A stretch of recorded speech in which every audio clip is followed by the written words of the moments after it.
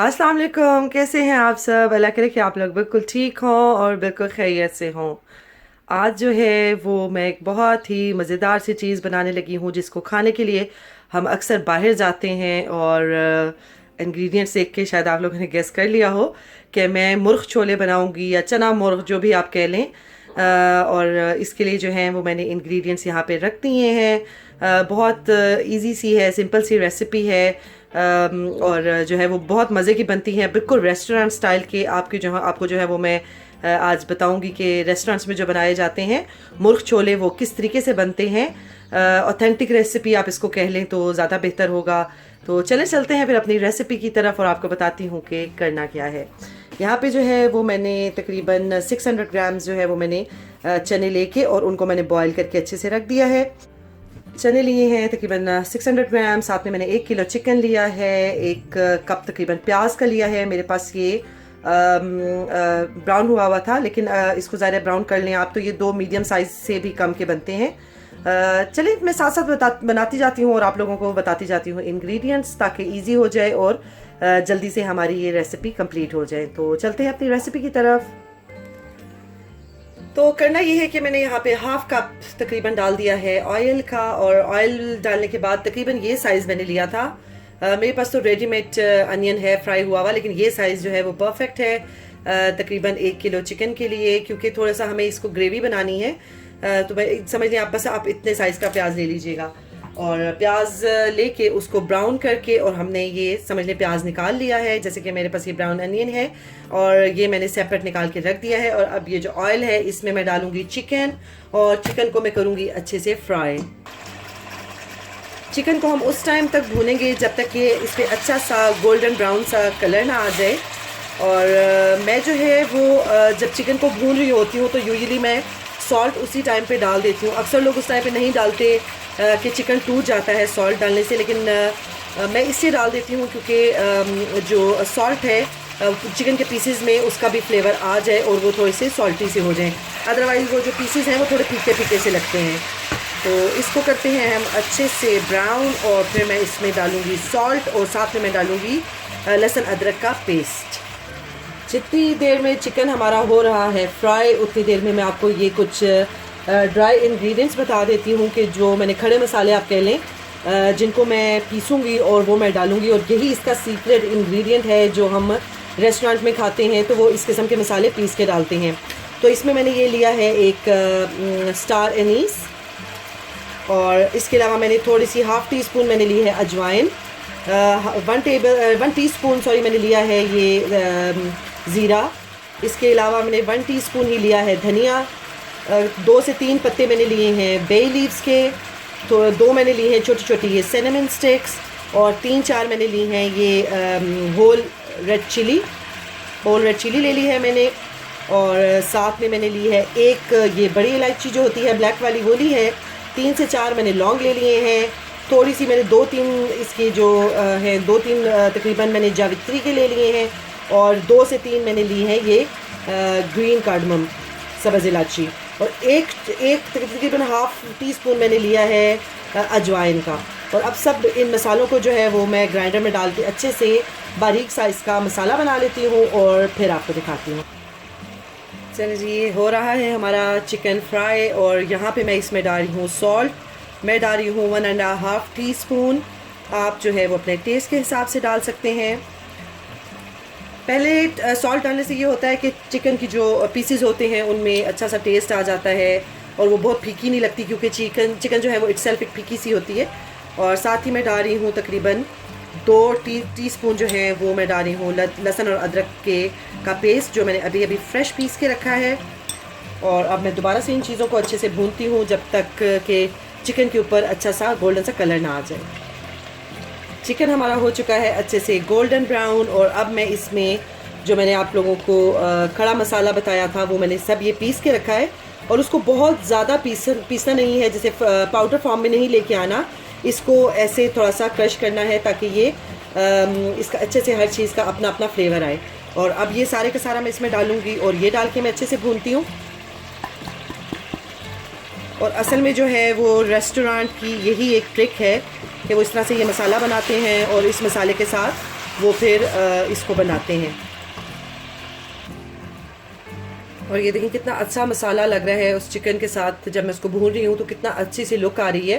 اور آپ بھی اسی طریقے سے یہ مسالہ بنائیں اور اس کو آپ پریزرو بھی کر سکتے ہیں. اور اس طریقے سے آپ یہ مرغ چھولے بنائیں تو آپ کو گارنٹی ہے کہ بہت مزہ آئے گا. اور اب یہ ہو چکا ہے، بھن چکا ہے. 2 سے 3 منٹ اس نے لیے ہیں. اور اب میں اس میں ڈالنے جا رہی ہوں یہ ½ ٹی اسپون میں نے لیا ہے ہلدی. یہ ڈالوں گی.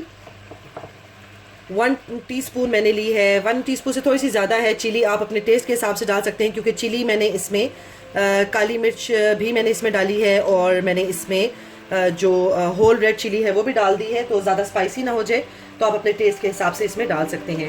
اور کورینڈر پاؤڈر میں اس میں اس لیے نہیں ڈال رہی کیونکہ وہ میں نے جو کھڑا مسالہ میں نے پیسا ہے اس میں آلریڈی میں مکس کر چکی ہوں. تو اب میں ان دونوں چیزوں کے ساتھ اس کو اچھے سے بھونتی ہوں اور پھر ہم ڈالیں گے اس میں ٹمیٹوز. جب تک کہ مسالہ بھون رہا ہے میں اس کو جو ہے وہ اچھے سے اس کا پیسٹ بنا لیتی ہوں. اس کو گرائنڈر میں ڈال کے 3 ٹمیٹوز میں نے لیے ہیں. یہ میڈیم سائز ہی آپ کہہ لیں، بہت لارج تو نہیں ہے. 3 ٹمیٹوز میں نے لیے ہیں ان کا. اور ساتھ میں جو ہم نے شروع میں یہ نکالا تھا انین براؤن کر کے، ان دونوں کو میں مکس کروں گی اور ان دونوں کا میں بنا لیتی ہوں پیسٹ. اور وہ پیسٹ پھر ہم ڈالیں گے اس کے بیچ میں اور پھر بھونیں گے. پیاز اور ٹماٹر میں نے اچھے سے چاپر میں ڈال کے اس کو میں نے کر لیا ہے چاپ.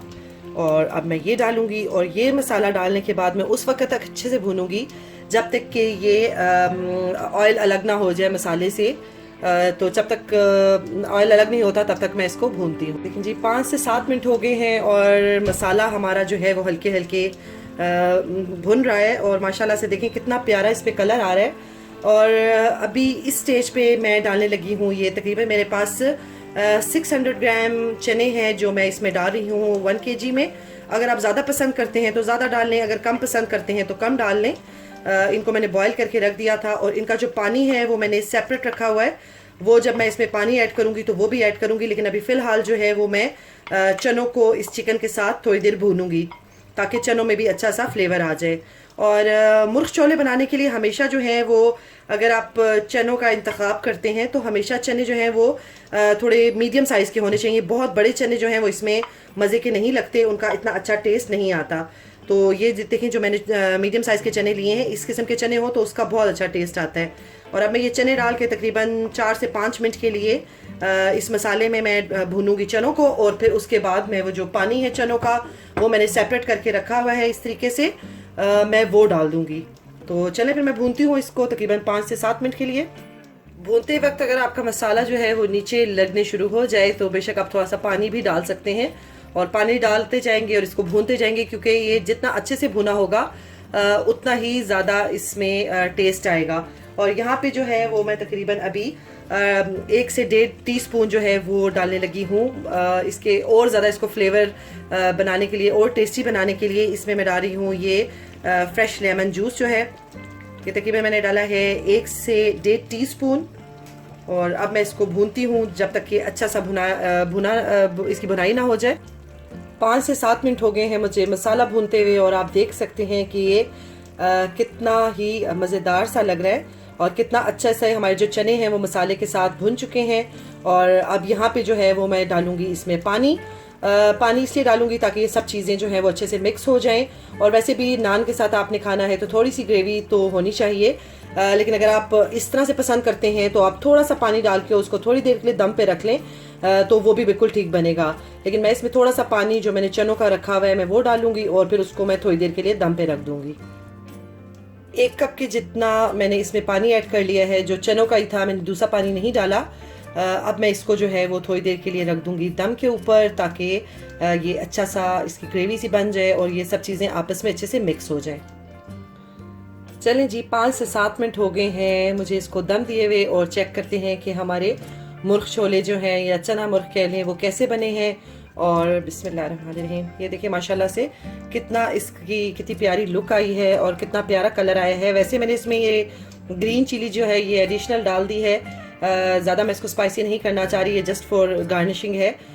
اور آپ دیکھیں کہ اس کا کلر کتنا اچھا سا آیا ہے. گرم مسالہ میں اس میں اوپر سے بالکل بھی نہیں ڈالنے والی، کیونکہ میں نے جو آلریڈی جو مسالہ بنایا تھا اس کا جو فلیور ہے وہ کافی انف ہوگا اس کے لیے. اور اگر میں اور گرم مسالہ ڈال دوں گی تو پھر وہ بہت ایک اسٹرانگ سا فلیور آ جائے گا.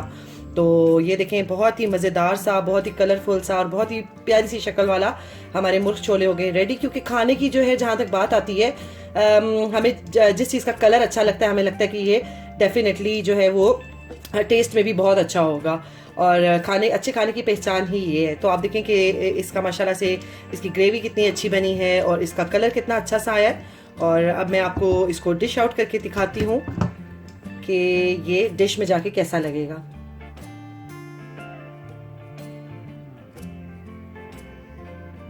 اور یہ ہے جی فائنل لک ہماری مرغ چھولوں کی.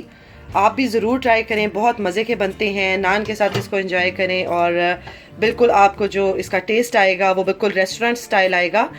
ضرور بنائیں، ٹرائی کریں اور مجھے دیں اجازت. انشاءاللہ تعالی ملوں گی آپ سے ایک نئی ویڈیو میں، کوئی نئی ریسیپی لے کے آؤں گی انشاءاللہ تعالی. اور بس جاتے جاتے ایک ریکویسٹ کروں گی کہ اگر آپ کو کوئی چیز پسند آئے تو کامنٹ سیکشن میں ضرور کامنٹ کیا کریں، مجھے بہت اچھا لگتا ہے. اور ویڈیو کو شیئر بھی کیا کریں، اور جو لوگ نئے آتے ہیں وہ پلیز سبسکرائب ضرور کر دیا کریں. اور چلیں ٹھیک ہے، پھر اپنا خیال رکھیں اور ملتی ہوں نئی ویڈیو میں. اللہ حافظ.